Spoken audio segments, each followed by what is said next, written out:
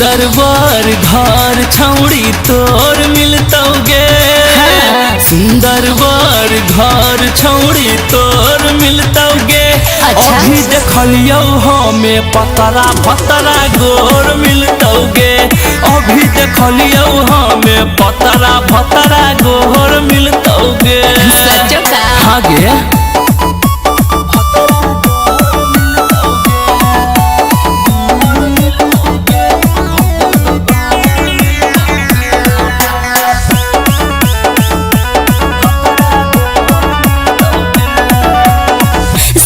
सच बतई हो बाबा तोहरे पर हयासा हो। घरवा से करके अलियो पूरा विश्वास हो। देखे में होता सुंदर लड़का झकास गे। अच्छा पढ़ल लिखल होता में पास गे। सच हाँ गे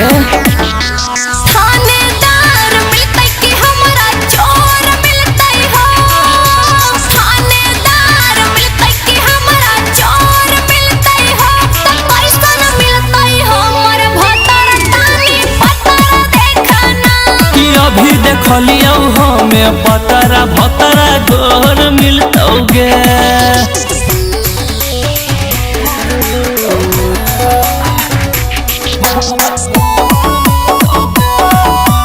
म्यूजिक बाय अजीत सिरी।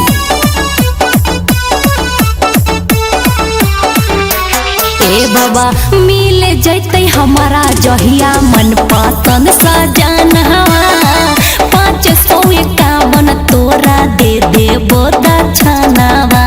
अच्छा सदा सुखी रहना वाली के अभी ले न होले हमर बात एको झूठ गे।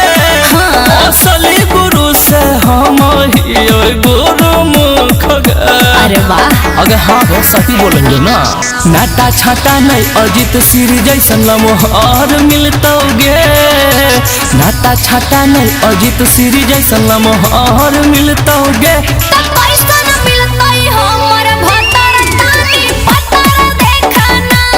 अभी देखलियो हमें पतरा भतरा गोहर मिलतौगे।